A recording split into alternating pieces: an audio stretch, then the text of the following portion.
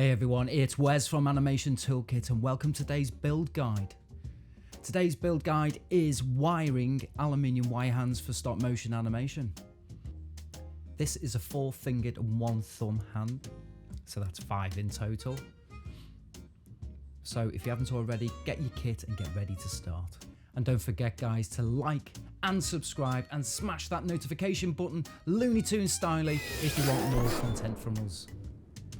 So get yourself set up there guys. You need your hand paddles, obviously some small side snips and the 1mm aluminium wire as supplied from Animation Toolkit, but you can get it from elsewhere. The aluminium wire is dead when it's animated. That means there's no spring back.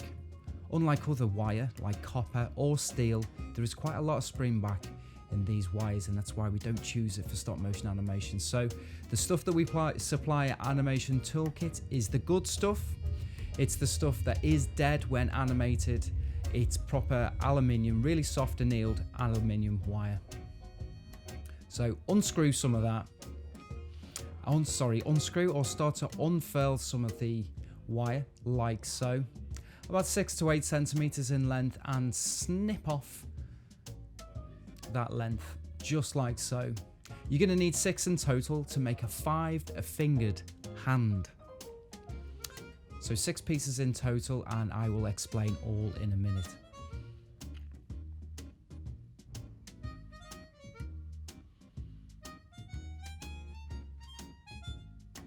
This is in real time guys, there's no fast forwarding on this how-to today. I'm going to take you through it step by step. It is pretty simple, but you can get quite confused on what wires to wind into which. So all will be explained. So we're going to start with the outermost hole on the hand paddle. This could either make up your thumb or your little finger. The second one to go in is more than likely going to be your first finger or third. And this is where it gets a little bit hazy. We're going to stick in another piece of aluminium wire into those 1mm holes, and then a third. So this third one will definitely be either your thumb or your little finger. As you noticed, I've creased and bent all of those over as I go, and now I'm going to select the first legs and the second legs of the fingers, of the first 2 fingers, which is either the thumb or the little finger.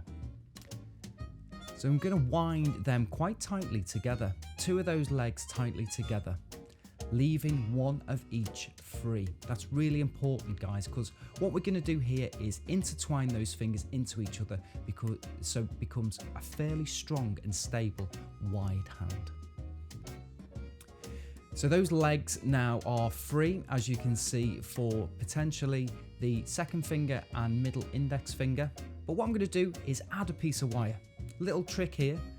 So adding a piece of wire in here is going to give us that 5th finger, and in this case make the index finger. So that wire, as you can see, is just with my hands, not using any tools there at all, just wiring that up quite tight into the hand paddle. I'm going to grab the spare leg from that one, from the one that we added, to add it to what will now become the 3rd finger.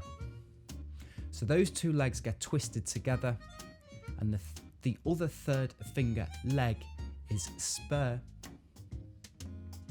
as you'll see now.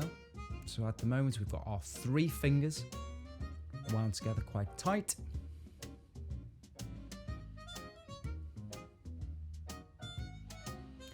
And now I'm just going to pick the opposite wire on the, I would say, either the thumb or the little finger and the leg of the 3rd finger, and twist them together too. I hope this is making sense guys. You might need to stop, rewind, and just double check what I'm doing here. So that now leaves 2 spare legs, which I can fold over and create our thumb quite easily. So that's our thumb and 4 fingers, or as I introduced at the top, a 5-fingered hand paddle. There we go. And all you'd need to do guys is repeat the whole process on the other hand. In this case, I'm just going to clip them down to a size I imagine would be quite right. You might have a puppet or a specific need. These fingers might need to fit into a mold, so you need to measure and check first. So you guys go ahead and do that. Make sure that those paddles and the length of those wires on the fingers do match those of your character. Don't just snip them willy-nilly like I did. And right towards the end there, I'm just adjusting finally with my fingers, neatening everything up. If you so wished, you could perhaps glue them into position, just a spot of glue on each to stop them wiggling anymore. I'll be honest, if you'd wired them tight enough, I don't think it needs them, specifically if they're getting captured in silicone or a foam of sorts. Now you'll notice at the top of this I said you'd need 6 wires. I left one spare purposely just in case we went wrong. So I've cut another 4 off, so we've got another 5 strands here to go at the next hand. All I'm going to do is repeat the process. So inserting the wire through the 1mm hole, bending the legs either side of the hand paddle like so. Make sure they're quite even. That wasn't as even as I imagined. Here we go. Don't use any tools, as I say, don't use pliers to pull these through. The pliers potentially could weaken or damage the wires, and with them being hands and fingers being quite delicate, we don't really want that to happen. So continue popping that wire through the hand paddle and bending those legs over. And I've made a start already, selecting 2 of the legs of the opposing fingers and wiring them together. This potentially is my first finger. Now, don't forget on this next one to make a 5-fingered hand. You add a leg.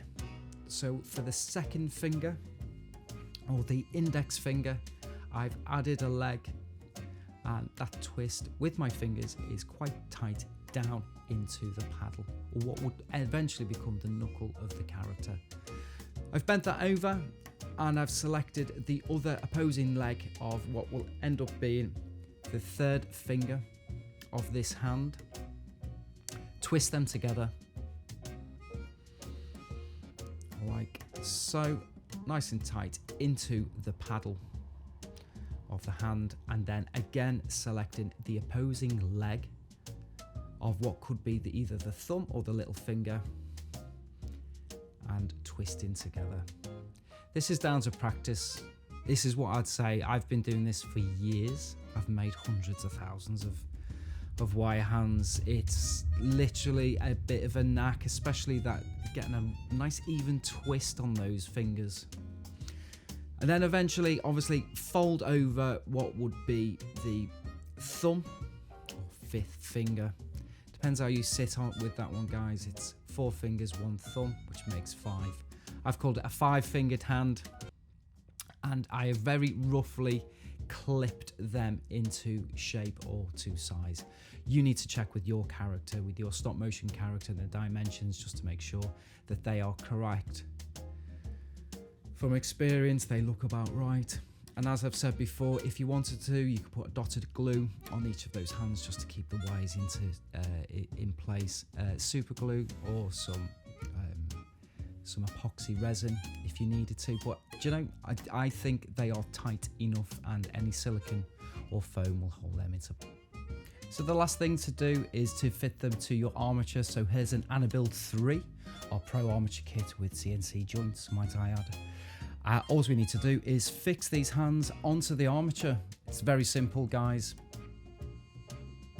Hold that double joint, the double wrist joint, into place with 1 finger and using the hex key. There we go, drops it first, obviously. Use that hex key to wind them up. Obviously not too tight. Tension is a personal thing, and it all depends on how tight you like the puppet to be in terms of tension without that sounding too weird.